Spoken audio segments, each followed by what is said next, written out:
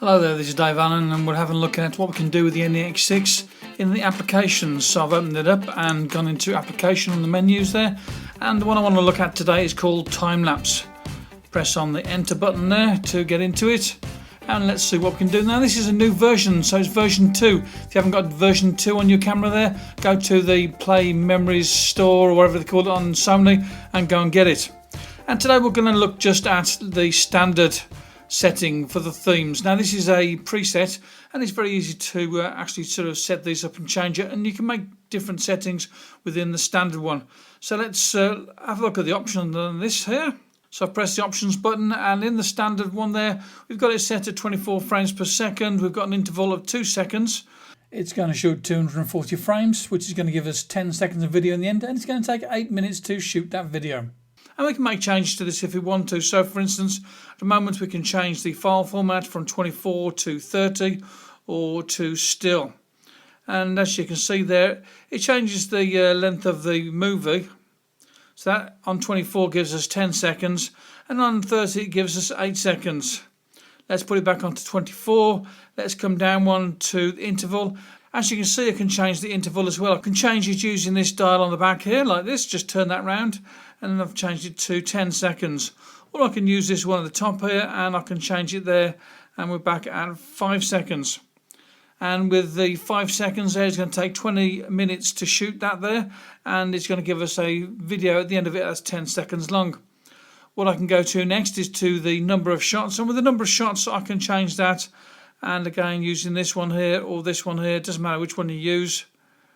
And in fact, I can even just press the button there and go up by certain amounts each time there, rather than turning the dials.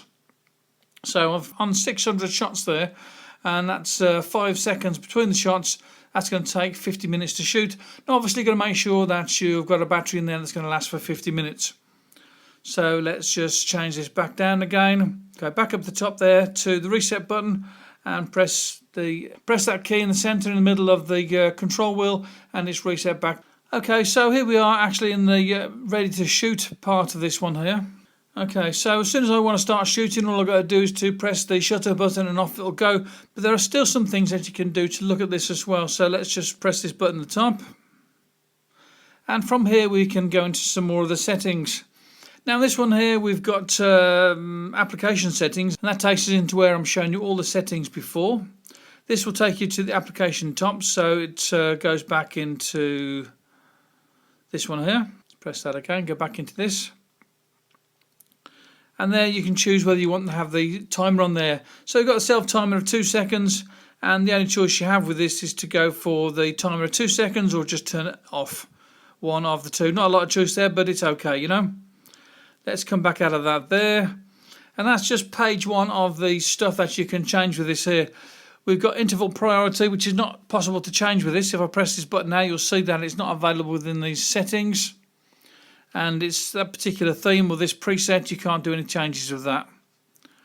So that's page one of this here. Let's go to page 2. And on the page 2 you can change just the movie size. So the rest of them are greyed out there, so you can't change the image size, the aspect ratio or the quality. But movie size you can change that. You can go for 1080p or you can go for 720p. So let's come back out of that there. We'll leave it at the 1080p. On page 3 of this here we've got focus mode. You can go for single shot AF. So this is basically looking at what you can do. You're focusing there. So you've got single shot AF, semi-automatic focus, that one. And we've got the completely manual focus there. So let's go for the automatic focus single shot. Press enter on that one there in the center of the dial there. And we've come out of our settings there. Let's go back into this and we can go for focus area. At the moment it's set for wide focus. And we've got other ones available. We can go for center focus, or we go for a flexible spot. So that's quite handy, the flexible spot, if there's a certain area on the photograph that you want to specifically keep in focus all the time. Oh, we've got a guide on there as well, gives some information about what's happening with it. That's our flexible spot. As you can see, I can move that flexible spot around, and if I got the lens cap off, you'll be able to see what it was I was focusing on, so that's quite good. Okay, let's come back out of this here, and we'll go to cancel out of that.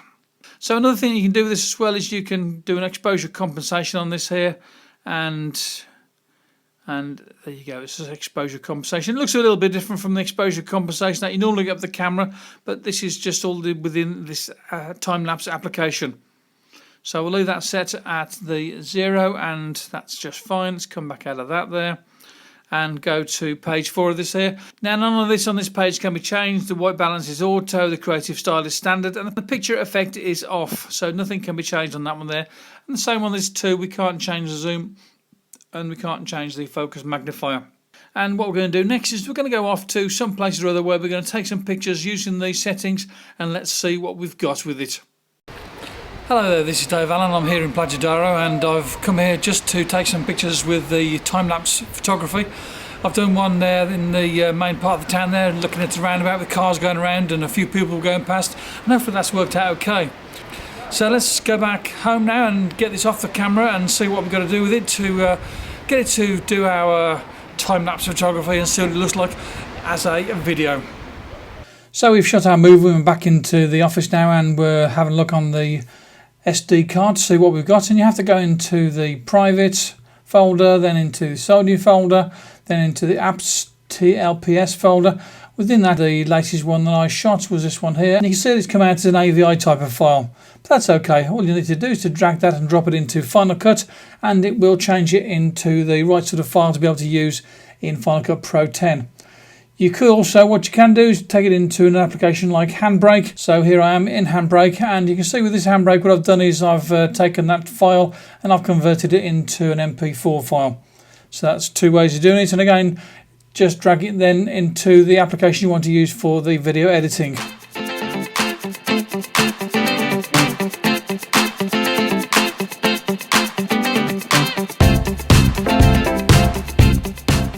So this is Dave Allen. I've been using the NEX-6 for some time lapse, and it's been a bit of fun. Bye bye now.